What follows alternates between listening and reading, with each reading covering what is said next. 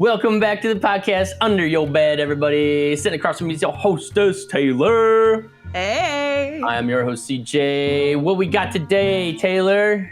Oh, we got a good one because today is my birthday. So naturally or I should say as we film, not the day that episode's coming out, but as we're filming, it is my birthday, actually. Yeah. So we are naturally covering Happy Death Day from 2017. Welcome back to the podcast Under Your Bed, everybody. Today we are filming Happy... All right, that was bad attempt, but all right, if you don't know, the Happy Death Day is about a young woman that's forced to continuously relive her birthday and her own murder over and over and over, just like Groundhog's Day. Groundhog's Day meets horror, right? So, of course, that's the attempt that was for repeating the episode, but it's fun. It's a fun movie. I think y'all should go check it out. Is it horror, Taylor? Yes, come on now. Like, look, you know my feelings on PG-13, and we'll get into the nitty-gritty of it, but I will say I have heard a criticism that it's not horror. I'm like, okay, there's a slasher serial killer. Like, how is this not horror? Yeah, it qualifies. It qualifies. But it's definitely more of that, like, fun, easy watching with a lot of comedic beats. It's a fun date night movie, I'd say. You know, you're not gonna like be crawling under the covers at the end of the night. So, no. And, but it's like super well made and super well acted. Walk us through some of the cast. Yeah, so it's interesting because a lot of these folks, I think most people would recognize from different projects, but like nothing that you'd be like, it's definitely that movie, you know? But that's not to diminish how good the acting is. It's incredibly solid. Our protagonist in particular is an absolute gem. So we've got Tree being played by Jessica Roth, who you might notice more from like La La Land, or she was in that All My Life movie recently. Carter is played by Israel Bouchard from To All the Boys I Loved Before, if you're a Netflixer. Lori, who is the put upon roommate, you gotta feel a little bad for her. That's Ruby Modine. I think she might actually be Matt Modine's daughter. Maybe I'm lying. Maybe I'm not. I think I'm right, though. She was in like a fun movie called Satanic Panic. It could have been better, but it was still fun. Okay. And then Gregory Butler, our sleazy professor, is played by Charles Aitken, something. I don't think this is Star Wars. It's Aitken. Okay, I was close. Aitken. I almost had it the first time. So yeah, again, like I think these are people that you'd be more like, I know them from something, but not quite get it. Recognize you from like that B character in that B movie somewhere along the line. Exactly. But still, like you said, not to diminish them because they were all solid on screen. I didn't have any problems with the cast and together they were and all worked super well together. And same with the crew, kind of similarly directed by Christopher Landon, who made Freaky with Vince Vaughn. It's got Scout's Guide to the Zombie Apocalypse. Written by Scott Lobdell. Critters Attack. He did the 90s X-Men episodes. Yes, he did several. When I saw that writing credit, I had like a little heart attack. And by the way, just for the nerds out there, that show is coming back, and I didn't realize that. Like literally the same cast. I had a conniption in the best way when I saw that. Yeah, well, I haven't sat down and watched that, so. Edited. Your childhood was not complete, CJ, if you did not watch the 90s X-Men. Okay, all right. I need to take a drink now. Sorry. Oh my goodness. Edited by Gregory Plotkin, composed by Bear McCreary, cinematography by Toby Oliver, and a bunch of folks from The Walking Dead did effects in this. Just wanted to shout them all out because again, this movie was really well made.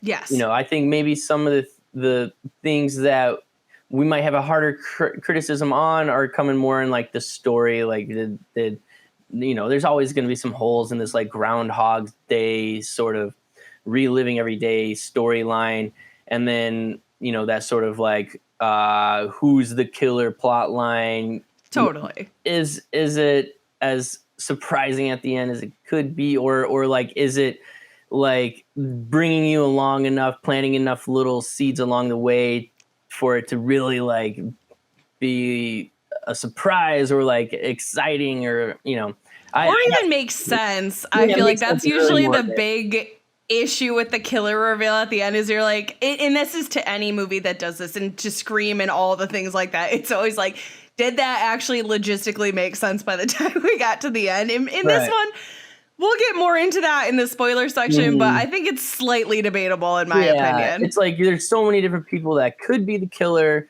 and at the end of the day, you can just kind of choose one, and it's like, oh, okay, sure, I guess, why not? It's PG-13. I think it read kind of more like rom-com than horror, but clearly within the horror genre because it's all about the murders.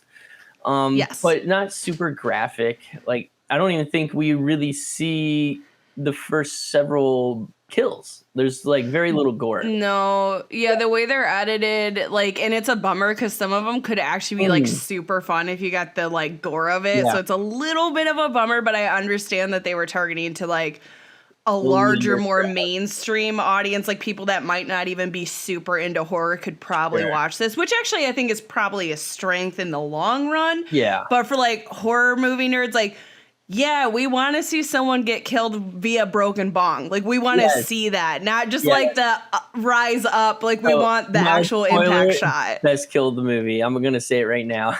I know, me too. It's my favorite. But again, it's an off-screen death. So yeah, true. Just the idea is wonderful. What do you think of like just the concept of Groundhog's Day meets horror? Oh, it's just fun. It's so much fun. Like, it lends itself well to the comedic beats to do something like this, and to also like feel that character's frustration as they're going through it. And again, it's something we'll touch on a little bit more in depth, but also because of this setting, it actually gives the character like a very nice, to me, natural feeling evolution. So there's some good character development within that setup that I feel like might be a little more inauthentic in a different setting. So I think it's like fun is the word I will probably use the most when I describe this movie. Like, this is not going to blow minds. This is not going to leave you terrified. This isn't like changing the game like we've been talking about with our last couple movies. Like, it's just a good, easy time and a fun watch. And I don't think that's a bad thing, though. I don't think every movie has to be like cinematic excellence. Right. So I think that's okay. I mean, I guess how do you feel about the concept, but also just the movie in general? No, I loved it. Like, you're sitting down and you're entertained the whole time. Would I like some gore? Sure. But do I also appreciate a movie that I can like watch with the kids around the corner, and like not feel like they're gonna walk in on something extremely horrific, or like that's kind of nice. Traumatize them. Yeah, or just watch with a little more general audience, right? So love that. Like, you could put this on riding an airplane and not feel like you're disturbing the person next to you. That's a good way to put it. And I can't say enough about Jessica Roth. She has so much like subtlety in her like expressions and just the way she portrays the character is great and really held the movie. I think it's hard to get away with a protagonist that is basically a bitch. She starts off that way and like slowly like has this character arc throughout the movie, but it's a very slow progression. And so I think it's hard to pull that off unless you're a captivating actor. She literally, to me, I don't think this movie could have worked without her, to be honest, because like you said, a lot is actually being asked of her for this very fun PG-13 movie. But again, there's some beats that really require, like you said, to be very interested in that character. And she completely sells it. I honestly and I don't want to diminish anybody else's work because it is a well executed film. It's a lot of fun, but I think she carries the load in this movie. She has to do the most work and she crushes it. Right. For sure. Ratings, Taylor. Overall rating might be trickier. Should we start with the how many out of Yeah, four let's go monsters easy under the first. bed, how many monsters scary is this movie? I mean, I think we said we're not giving anything like a 0 unless it's just egregious, you know, where you're like, come on, man. So obviously I'm just going to land at a 1 with this. As we said, there's no gore to even make you really, I mean, there's some shots, but nothing that's going to make you be like, oh my God, like while you're watching it. It's not particularly scary. There is a lot of comedy in it. Theoretically, I guess the idea of reliving the day is scary, but to be honest, it was more upsetting in Groundhog's Day than it probably was in this movie. So I'm going with a 1. Yeah, I completely agree with that 1 rating. Maybe if you are a college-aged woman that's been in some like sketchy vibes with frat bros around, like maybe this is sorry, that maybe it's upsetting. But that's probably the like scariest part of the movie, right? Agreed. And the overall rating out of 4 stars, I think we're gonna, honestly, I gotta say this, I think we're gonna have to break this up because it's a very different thing to me, like personal enjoyment versus like the actual film. And like, and again, I'm saying this a lot, it's not saying that it's a badly made film, it's just like not, to me, good enough to breach like a 3-star rating. Right. So I'd say like just as a film and being like honest, it's probably a 2, but for personal enjoyment, the fact that you could like literally turn it on a beat, you can show it to any of your friends, you're going to have a good time, you're entertained the whole way through. It's a difficult task, I think, especially when you've got Groundhog Day where it's repeating. So the fact that you're able to make it interesting, I'll give it like a personal enjoyment, a 3, but an actual rating of like as the film, a 2. I think we have to break it up. How about for you? I think that's super fair. I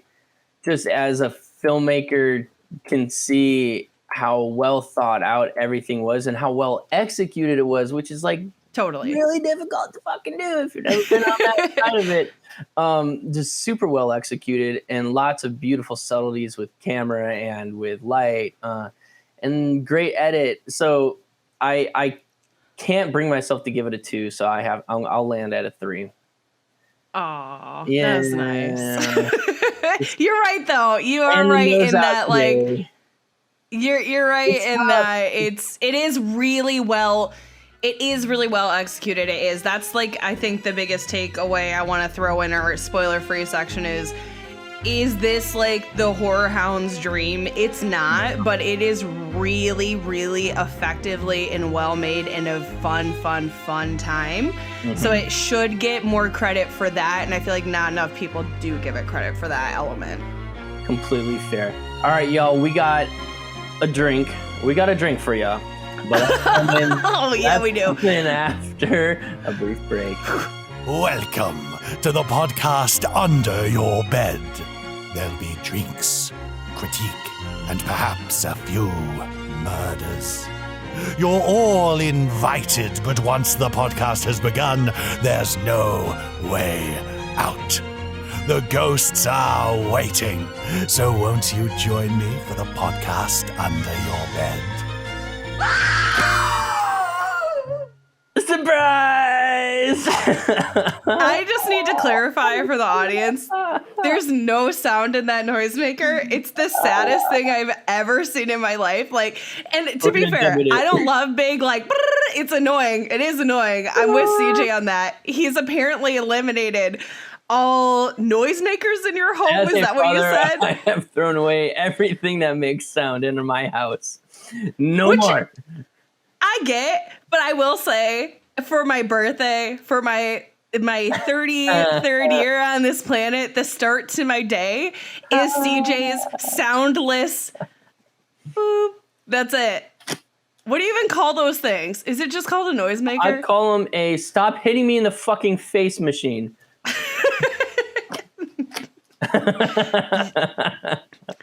Delightful. Happy birthday to me. Happy birthday, Taylor. All right. So obviously that's why we picked this movie to review today for y'all. And that's also why we picked this drink.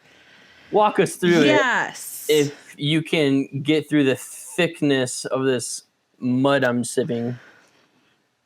Honestly, okay, so we had to pick obviously like a birthday themed drink, and this red velvet martini sounded perfect because obviously Tree gets a red velvet cupcake from Lori. So we're like, oh, that's great. And we're like, okay, the ingredients don't look too bad. You've got some Bailey's red velvet cupcake, the Irish cream liqueur. You get some vodka, just a chocolate liqueur, like a creme de coco or, whatever you have handy.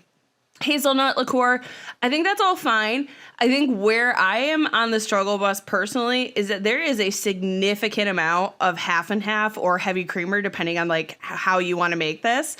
It is real thick. It is obviously, I think you could tell by the ingredients, it's a bit of a sweetness bomb. And like it does, I have to say, it tastes good, but the further down you get, the more you're like, I can feel it settling inside of my stomach. Who's ready to go on a jog? Yeah, I am switching to beer after this first one because I cannot get through my day if we continue drinking these. I will say, I get it. So this is from, I didn't shout them out earlier, Slim Pickens Kitchen, and I think it's a very innovative and fun drink. I think it would be better as like a little shot though, honestly painless. This would be painless shot. Slurp. I could totally see that. Now, what I would recommend is maybe upping the red velvet a little, cutting that heavy cream down by like half. Yes. And then they suggest a little like chocolate syrup rim. I think it's fun. Do it if you want. But I also rolled it in a little red salt for that color, but it's a little I didn't think about doing that. And if you've ever had like salty chocolate, it's kind of working that way for me. But agreed, I will be sipping on this the entire episode, and I'm only having the one, and I'm gonna go take a nap afterwards. Oh yeah, I mean a birthday nap is mandatory for sure. But I think this is honestly, guys, it does taste good. It's too heavy for like a full on martini experience. So I would say it's a nice poolside summer day cocktail. No. Or it's a fun little birthday drink in a small increment. It tastes good. It is far too heavy for a full drink, which is kind of why I'm power shotting right now so I can get to my beer. All right, so if it's your birthday, grab this cocktail, sit down, and listen to our spoiler summary. It's a happy birthday to me. I just get to sit back and let CJ do all the heavy lifting. So just if you're new to the show, it's all spoilers from here on out, so buckle up. All right, we open on our protagonist, Tree, waking up on her birthday in her classmate's, Carter, dorm room with a wicked hangover. Tree meets Carter's kindness with disdain and heads across campus to her sorority. On her way back, Tree encounters a climate change activist, two lovers set upon by sprinklers, a frat hazing, and later on a rolling blackout. The Groundhog Day signs that Tree comes to know very well. Tree makes it back and rebuffs a homemade cupcake from her roommate Lori. Tree continues to demonstrate less than stellar behavior throughout the day, including ignoring her father's phone call, being mean to just about literally everyone, and having an affair with her married professor, Gregory. Tree heads to a party that night, but is stopped under a tunnel by a music figurine playing Happy Birthday to You.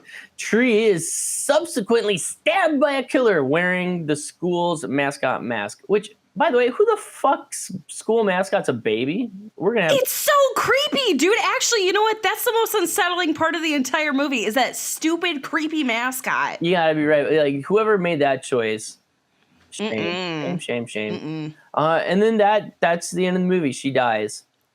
Done.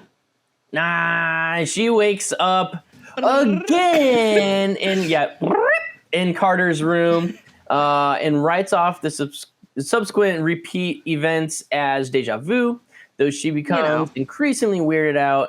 And this time, however, Tree avoids the tunnel and makes it to the party. Tree heads upstairs with Nick, her sorority sister Danielle's crush, and Rude. Nick is murdered by the killer, and Tree is attacked via broken bong. Boom, boom, boom, the best one. For sure. Tree wakes up again at Carter's, but this time she's really freaked out. She decides the best course of action is to barricade herself in her room. Unfortunately, her handiwork proves to be her undoing as she's unable to get away from her killer. Tree wakes up again in Carter's room, but this time in pain and in utter panic. Tree confides in Carter, and the two make a list of suspects, including Danielle, Gregory, his wife, and this one-time date, Tim. Tree is killed while tailing each one. Tree is killed while tailing each one and ruling them out. After being murdered several times, Tree wakes up at Carter's in significant pain, causing the two to head to the hospital, at which point she learns the trauma she's been experiencing is taking a physical toll on her body. Realizing she's still in danger, Tree manages to flee the hospital, but is again murdered, this time in an exploding car. It's innovative. You gotta give it. They find new ways every time. Yeah. But I swear that happened in Groundhog Day. We're gonna have to talk about the similarities. All right. Next morning, God, I should have watched it. Yeah. Proves her Groundhog Day scenario to Carter, and the two get very close, with Tree revealing a deep trauma from losing her mother, whom she shares a birthday with 3 years ago. And since then, her relationship with her father has deteriorated, and she's kind of become an asshole a lot of it. The two catch a report about a serial killer on TV, John Toombs, being treated at the campus hospital. They rush to the hospital, and Toombs kills Carter after he saves Tree. Tree manages to get the upper hand on the killer, but decides that she needs to die in order to save Carter and reset the day. Tree awakens the next day, determined with a plan. She makes a date with Carter, signs the petition, lets the couple know about the sprinklers, gives the passing out pledge a pillow, encourages Tim to live his best gay life, apologizes to Lori, dumps Gregory, stands up to Danielle, and makes amends with her father. All in all, the perfect day. Good job, Tree. Tree heads to the hospital with a well-calculated plan and manages to kill Toombs.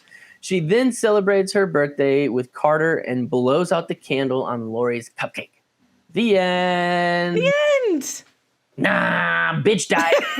She woke up again. What the fuck, yo? And super panicked, super pissed. She runs back to her sorority, ready to run and flee the state.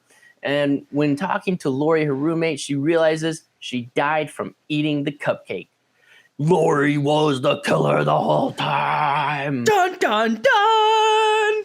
So, alas, Tree initially rebuffs this poison cupcake theory, but then Tree and Lori end up duking it out. Lori reveals this was all about the boy Gregory. Come on, girl. Seriously, that's your motive. All right. Anyways, I know it's a little sad. We'll get to that.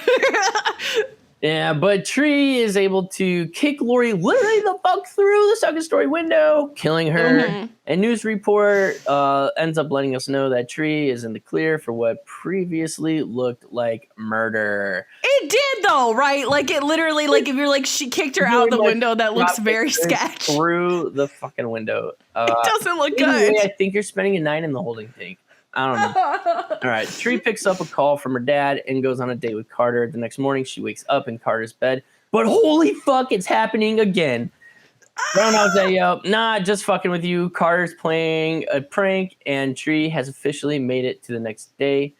Longest birthday ever. Sequel. Dun, dun, dun. Dun, dun. Maybe it just feels long because I'm the one saying it, but that felt long. That was a lot. It was honestly when I wrote it, a lot of days. It was a bit longer than our usual ones, but I have to say, when you're covering a Groundhog Day movie, it's really frustrating because it feels like it should be easier, right, but it really isn't. I learned a lesson in doing this. Thankfully, there's not many Groundhog's Day horror movies for us to cover, so I think we're in the clear moving forward. All right, that's good. All right. Let's start with story, because it's, the most, well, I don't even, it's not even controversial, but it's probably the like most lacking piece potentially of the film. It's just how well can this play out, as a PG-13 movie, or how well did they do executing it, I guess is the question. I think to me those are like two different things to pull apart, honestly, because I think the story itself, like again, integrating a Groundhog's Day theme, I think actually works very efficiently. And for like a PG-13 film, I think it's an applicable concept most people are familiar with. So it works to that like younger audience or like wider reaching audience. I think the actual concept of the Groundhog's Day scenario works really well, obviously, because that's literally what they were doing with the movie. But I think they executed that part really well. Where obviously I have a difference of opinion is the PG-13 angle, which, again, for the reasons I just said, I understand why they went that route. However, I really feel like this movie could have benefited from the increased gore. And I've seen Freaky. That movie is gory AF. So it was really, from what I recall, let me walk back on that a little bit. It was like two years ago at least. So from what I recall, though, it was pretty gory. So it's kind of a bummer to see like what they ended up doing and with an R rating and what this like probably could have looked like with an R rating. And some of those deaths would have been so much more fun, or they could have gotten even more innovative with the kills if they had that element in it. I guess like, again, I think they're kind of two separate things, but how do you feel about the Groundhog's Day element and how do you feel about the PG-13 element? I love the Groundhog's Day story. I think, it's super fun to explore.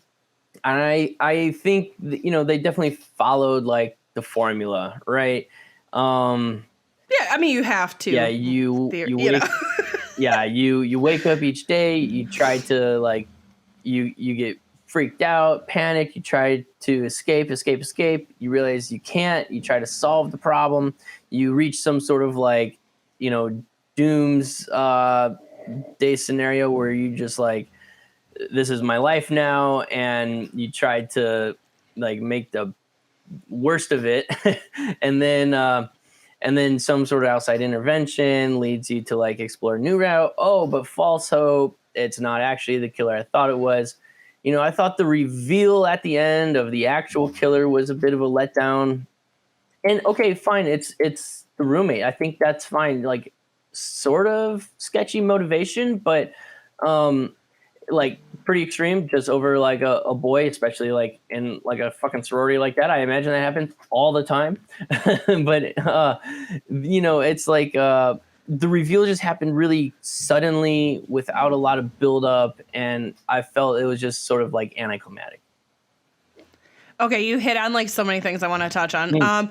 So, all right, I'm going to back it up to the Groundhog's Day plot. Actually, where I feel like this differed a lot from Groundhog's Day is I feel like there was actually pretty good, like, she moves pretty quickly, actually, and I think that is a testament to how good this character is and how actually smart she is. So, okay, we get the one repeat of the day, but she already avoids the thing she knows killed her the first time. Then she gets the next day, and she's like, I am not going anywhere. I'm going to barricade my life. Like I'm not going to like, I'm not going to the party. That's where I've gotten killed twice. So then you get to the next one where she then makes a plan of like suspects, spends the next couple iterations trailing them. Then she finally gets to like this frustration point, but she doesn't like blow up her life. Instead, at that point is where you get that really good character development with her and with Carter and discussing like how much her mom has impacted her.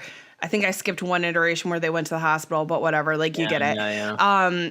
So I think like it moves really well, and we don't have to spend too many retakes of her being like, what's going on? I think they move quicker. In Bill Murray's defense, he was not being murdered. He was going to sleep and waking up on the same day. So okay, all right. That's a valid point. Valid point. You're not necessarily going to avoid the tunnel, and you're not going to barricade yourself in the room. But yeah, I agree. Like one of my notes early on was like, oh, she's a fairly like smart character, making the right choices.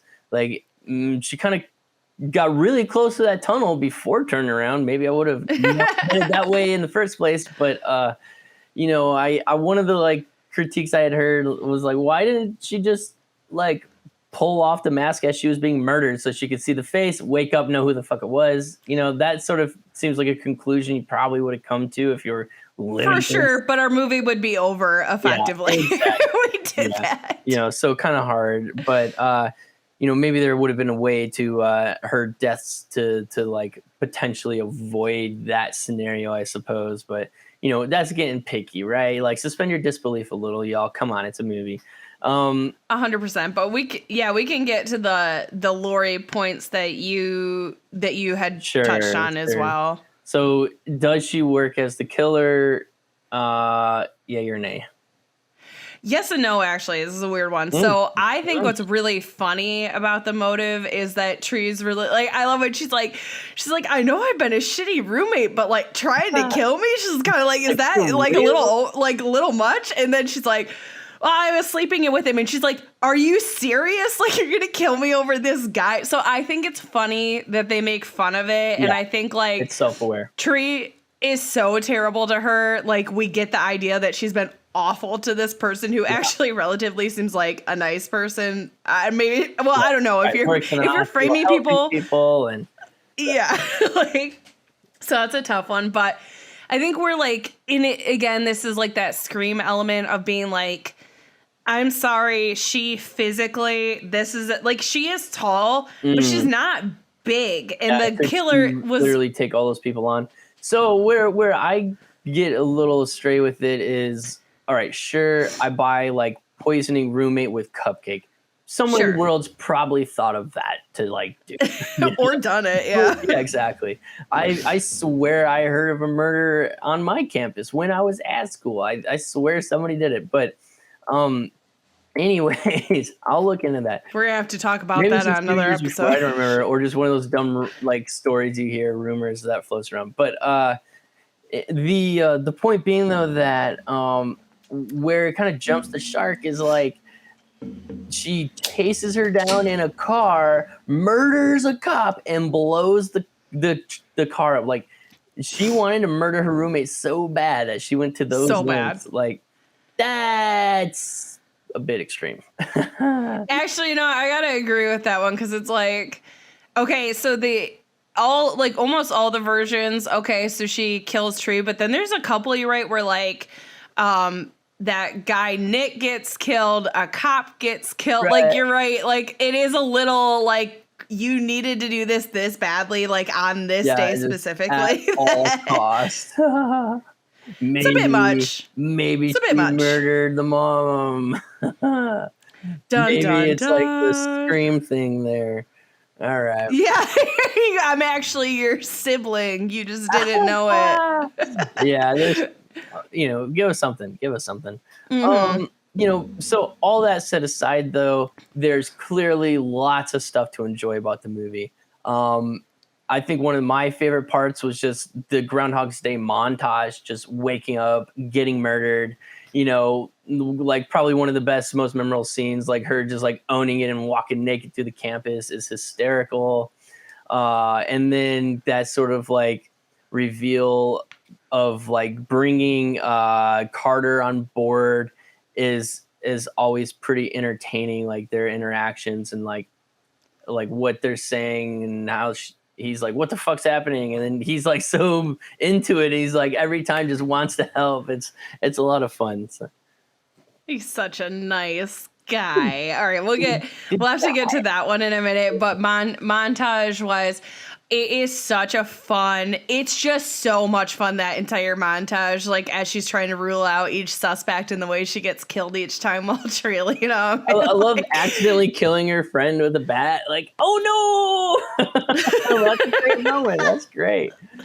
And actually, that transition shot where she gets hit with the bat and then falls onto the pillow, and then that kind of ends the montage. I actually really enjoyed that. I thought it was a lot of fun. Yeah, it's great. Trailer worthy. You know, what you can do with good slow-mo camera and some green screen. You know, I thought it was really well done. So yeah, and I think subtly too through that montage you get to like she's breaking apart a little bit from that, like, I'm just a stone cold bitch. Like when she sees Tim and realizes he's gay and she's like, good for him. Kind of, you're like, okay, she's like, you can tell there's a good vibe under there. We just got to get through the layers. Yeah. All right. Okay. That's fair. Cause I was going to say, like, does she really pull it off? Like, or can a movie in general get away with a protagonist that's basically shitty, bitchy for it, like a solid hour of the movie? But you're right, that montage comes in earlier and does sort of like pull some of the layers back on the onion.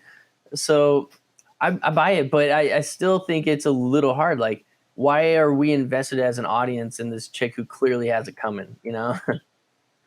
When I think I that's wonder what time it's after the montage that we get the reveal about her mom's death, right?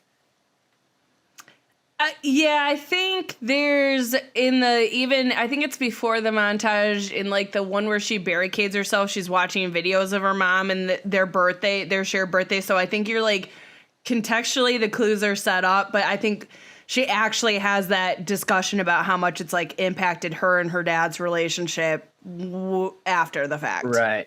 So, I mean, maybe a little sprinkle of that in the beginning, just a little bit of that save the cat so that we can see like maybe there's more to her than meets the eye, so that we're a little bit more invested. I think would have been nice. But at the end of the day, she's just such a great actress, and she's captivating. So you're invested, and the comedy keeps coming.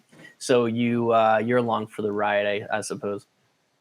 Oh yeah, and actually to that point, she really balances that comedy and drama very well. That's a great point. Very well. Yeah. Because she's quite funny throughout. And like you said, I don't think you would be invested unless there's a spark there to begin with. And I think even in her first one where she's just an asshole, there's something still fundamentally likable about this actress and what she's doing that you're like, okay, like, let's see where we're going with this. And then, like I said, as each one, I feel like there's a nice evolution of her, like, especially when she has that talk with Carter where she's like, I'm seeing myself every day and what a dick I am, and my mom wouldn't be proud. And that's like, between that conversation she has and then the one she has with her dad later where they're like reconciling, I was like, shit, this is like, again, that's like quite an emotional part of this movie. And it doesn't feel jarring though either. How did you feel about like that blending and also her acting in those scenes? Yeah, I think you really nailed it. There's a really good rise and fall of comedic beats down to the dramatic moments. I thought the worst tidbit of acting was the dad. I could see that. But that being said, having worked with a lot of bad actors, I thought they did a really good job about keeping it very minimal in terms of their beats and their blocking. Right, it's very simple. They're trying to cut away to get a little bit of that like subtle reaction and get out of it before acting gets bad. So I thought they navigated it very well. And that was maybe the only thing that like slightly took me out of that emotive scene. But I thought, back to it again, Jessica Roth just crushed it and kept you captivated. So I was all for it. She's just so good. She's so good. And again, that's like, I don't think I was really anticipating those moments either. Like the first time I saw it and I was like, oh shit, like they got me a little choked up. I was like, oh my God. But it really is because she's so good. Like she's so good in it that it feels very authentic, very believable. And I think that's where those pieces of that Groundhog's Day and the evolution of her character really fit well for me, is that by the time we get to that moment, it doesn't feel out of place, especially with Carter, because that's the first, I'd say, huge breakthrough in terms of her like personality and being like, this is what's going on. This is why I've been the way I am. This isn't good. Like I gotta like do something different here. I hear it. So, the comedic beats worked, the acting crushed. What about like technically through the movie? Did you like? Did you not like? This is a funny one because I rewatched it last night with the intention of like specifically focusing on like camera and editing. And I found I think just goes to show what this movie's like though. I was having such a good time watching it. I like started to lose like focus like on what I was doing. But I will say again, particularly the montage and the kills, despite the fact I would love them to be gorier, I actually thought really well done, nice cutaways, and at least you're getting the idea of what's going on because we at least have to have a before impact shot to really get anything with that. So I think you're going to be able to speak on that so much better than myself. But I thought it seemed like, again, if you were playing a drinking game with the word fun today, you'd be wasted already. But I thought it was fun. That really was my takeaway is that like, it never felt too serious. Yeah. Even in the kills, I felt like they were just having a good time. But again, you've got the more technical expertise. So maybe you have a harsher criticism than I did. What did you think about that aspect? No, I mean, I would say they just crushed it. And again, the camera was fun. The editing was fun. Like their approach to it, like in that montage scene, I think the very first shot's like this close up of her walking out, and then she just tosses her shoes in the air, and it's like this whip zoom back where so the camera's playful. That transition moment to end the montage, getting hit in the head with a baseball bat. And the noose one too, where she kills herself. That I can't remember what the transition, but I thought it was fun. I can't remember what it was. But it, so it was very playful camera. The camera was just really well executed. They had big jib shots. They had, handheld stuff that was just, it was, it clearly like knows the fundamentals, but also like played with some fun stuff. And then the lighting I thought was just beautiful. There were like dark, moody scenes with like these real pretty pools of light, and then they played a lot with like reflected light on actors' faces, like kind of raking across the side, which I thought was just like a really nice, soft, subtle touch that like gaffers like dream of doing. Like, so they really like took their time and building it nicely. I could tell there was like a very strong director's eye. I think we do have to give some credit to Christopher Landon because he really did like have a vision for the style and a cohesion throughout that was just super well executed. Even if, the story, like I think he probably knew wasn't like totally there. Like it's just fun, entertaining. 100. I completely agree. I'm realizing that we've talked so much about Tree because she is obviously our lead character and she really does carry the movie. But I think another element we should touch on for sure is Carter, because I actually think he's a very solid character. Yeah. And again, some of the best like dynamics and dialogue come from the two of them and their interactions. So I'm curious what your thoughts are just on Carter in general. Right. So he's definitely playing like the antithesis to Tree, right? Kind of like that just really warm and friendly, open person, and just wants to, like get to know this chick. Like didn't even take advantage of her being drunk in his dorm room, right? Like, which I mean should be the genuine expectation for every man. but yes. It wasn't like a drunk hookup, right? It was like she was way intoxicated, did the right thing, took her home and like put her to bed, and returned the bracelet, got her the Advil, Tylenol, whatever, and so just like good guy Greg over there, and and so just lovable, and he really plays it that way. I don't know if there's too much more to him outside of just Israel being an awesome actor. Like I thought he just was a perfect counterpart. So genuine, I think, is the thing, and I found myself I didn't like smiling without like thinking about it, because they just have such a nice dynamic and their chemistry feels super, super natural as well. Like it's, you believe it. It feels legitimate.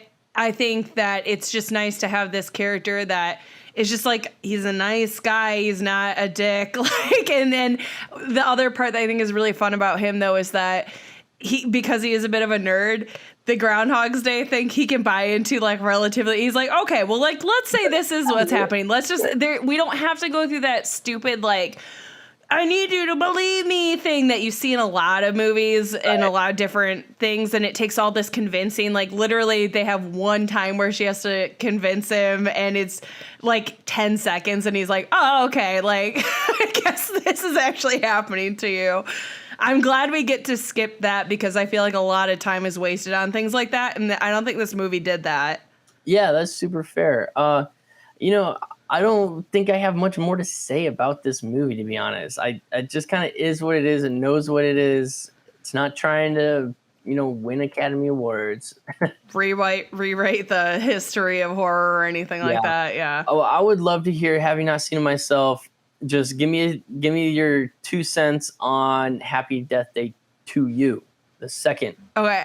I will keep this pretty spoiler free, though. Knowing me, there might be one that slips. So if you guys haven't seen it and you're deeply invested in not having anything spoiled, don't listen to the next couple minutes or minute or whatever.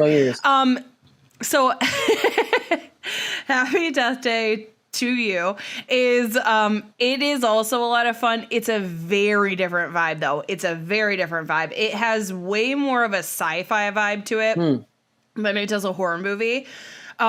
There's obviously still, okay, this might be a spoiler. She actually has to kill herself to reset the day. She's not like being stalked down in the same way. So it's fun because they play up those dynamics.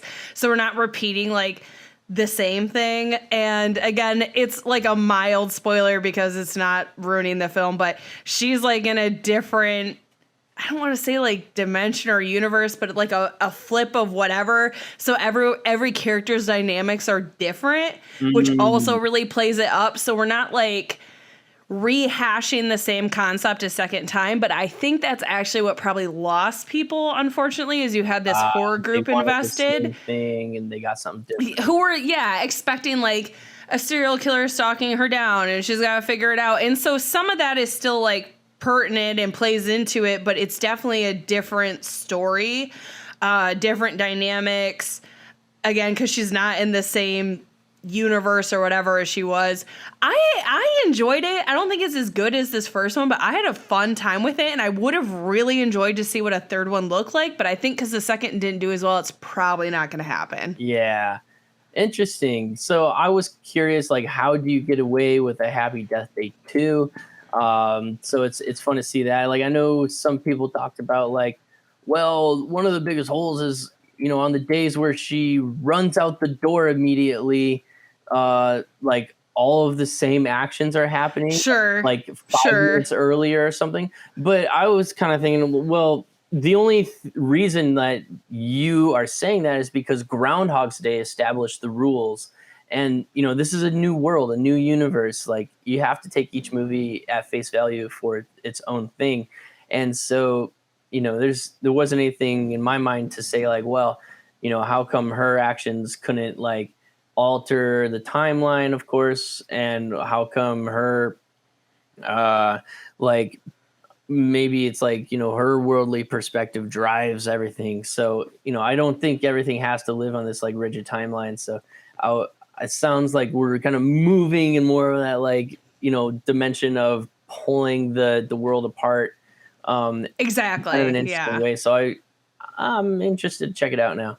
I must. I'd say for you and for anybody, if you enjoy the first one, I feel like it's worth a watch. I think the important thing to just realize going into it is it's not the same movie, but also like who would you really want to see this all done a second time in the exact same way in the same scenario? Like, how interesting would that be? Right. You know what I mean? So I appreciate they tried to do something different with it. Again, I just think it was a bit of a harder sell for people to buy into. I still enjoyed it. Love it. Any last thoughts to add? Favorite deaths. Some of the best moments. I know we both talked about our favorite, but there's a couple other good ones. So I'm just curious if there was another one for you that you're like, I liked that. So I loved when she accidentally kills like her friend with the bat, and then something dies. I thought it was just a really funny death. I also really loved the comedic beat before her being blown up in the cop car. Like, oh fuck, like I botched this. What did I do? I thought it was hysterical. So I'd say those were like my three. That and the bong one, right? There's no replacing the bong to the neck. That's great. No. That's that how one I is wanna so go. good. Oh my god, shit. Before I realized we have to talk about Tombs because that feels like a plot thing that we didn't even touch on, which is crazy to me. And that is pertinent. Sorry. I think it's this is not gonna be a long because it's, like, episode, but so we gotta touch we gotta hit that one up meh. before we but in terms of the deaths, I think actually her getting in a fight with Danielle and then both getting run over by the bus was pretty funny. Oh yeah. I enjoyed that. I also enjoyed the Noose one because again, that was also just like her making that decision that she was putting someone else above herself. And Also, you're like, okay, that's like, a nice risky. development. Who's to say that if you kill yourself, you're gonna wake up? I was like, that's a sketchy choice there as a actor. No, that's the whole thing on the second one. So I guess it worked out because that's literally what she does. And actually, I think the deaths in that one are way more fun because she's the one choosing to do it. So she picks all these very innovative ways. So I'd say for that, it's another very fun montage that everyone will enjoy. But I'm realizing, yeah, we have to touch on Tombs. And the last thing I want to make sure we cover, and I'm saying it now so I don't forget to talk about it, is we have to talk about how she went the perfect day and then like didn't. So we'll get to both of those. Where do you want to start? All right, let's talk about Tombs. I get it. You throw a red herring in there, but it just like almost immediately read as a red herring. It just felt like really like out of place and far-fetched for like this to be the real killer. Like just this random dude all of a sudden appears out of nowhere and has no ties to her in any way and is the killer. Like it would have been a letdown. So I was like, there's no way. Surely there's more to this. That's pretty much all I got. You? I think my issue is like I actually don't think it's a terrible red herring because they set it up in the first one or the second time she gets killed. There's like a mention on the TV, so they've already like established this guy exists. Then when she sees the report, it's like just flashed on the screen and then right, but then she sees the report. She goes there. He's wearing the mask. It all kind of fits. You're like, okay, he kills a lot of women that look like her. So you're like, okay, it's not. To me, a terrible red herring. What I think I had an issue with was that, like, and I think it's more the writing. I don't really necessarily think it was the actor, but it was just, like, so kind of ridiculous. Like, to be like, I'm a serial killer and I'm going to kill it. Like, I was just kind of like, who would like, what be wouldn't like, surprise you coming to die by my hand? Like, you know, like, wouldn't you escape if I was him and I got out of got out of the hospital? I would be like, goodbye. Yeah, but I must kill this young blonde girl. Yeah, I think that honestly for me was like the part where I had a harder time reckoning with, because I'm like, what serial killer in real life would just be like, yes, I am a serial killer. This is how serial killers are. Yeah, I completely feel that. So, all right, I want to jump right to your best day, worst day.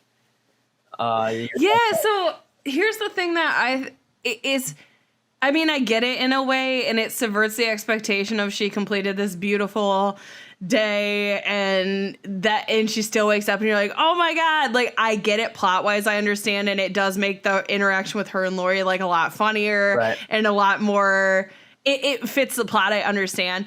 But is it not like such a bummer to have lost all that beautiful progress? Like it's like like how many of those things is she gonna go? Right, is she gonna go back and do them again? Yeah. Like go sign the paper, go tell the gay guy to live his best life, and exactly have that big talk with her dad. Like obviously, I think they establish that she's talking to her dad, and they're probably gonna have that conversation. Right. But I feel like she stood up to Danielle, like all that stuff. It's kind of like sad to see all of that just it's gone. Maybe the end of the movie could have been after the joke about it's the same day over again that Carter plays on her. Like, then she kind of like heads out the door with that like intention to go right the wrongs. Maybe that would have been a way. I mean, granted, it's the next day, so obviously the people on the lawn making out with the sprinklers won't be there. The pledges won't be there, But I don't know. You're right. There could have been a little something to add there to sprinkle on the end, but just feels a little missed to me because it was such great, and it's not like everybody has to live every day like the most perfectly, but it was so nice to have some of those satisfying moments and then be like, oh, those moments are erased. They're just gone out into the ether now. Right, for sure. I did like, though, kind of on that note, though, how she like chooses to sacrifice herself, reset the day to save Carter. I thought was like a really fun, smart choice. Oh, yeah. That's the big character turnaround to me like that. I think she was already heading that way, but I feel like that was really the turn of being like, I'm going to think about other people and how I am and be a better person. And like, again, I don't doubt that obviously moving forward, she's not going to be such an asshole and she probably will stand up to Danielle and do all those things. But it's just like, it was sad. It was so like, it was such a great, like she treated everyone so well. And then, shit, I realized this on my viewing last night. So she apologizes to Lori, and that's actually the only time she doesn't get murdered. But she had already like taken the cupcake or whatever. So I just was kind of thinking, I'm like, maybe Lori wouldn't have murdered her if she had apologized. It did cross my mind, right? But there's so many moments I felt like she kind of had a chance, like Lori had a chance to forgive and move on. And she wasn't about it, No, and very, very brief spoiler because I think most audiences could figure this out at this point. She's not the killer in the next one. They have a very different dynamic, so it's actually very fun to see that play out as well. Like it's fun to see a different, because who's going to do the same killer twice? Lori's alive in the end. No, so she goes to, like I said, in the second one, it's like a parallel type thing. So people who are dead are not dead in that one. Got it. Okay. All right. Well, I'll be curious to check it out. I want to shout out one of my favorite comedic beats in the movie, and that's when Tree wakes up and Carter is about to talk to her, and she's just silence.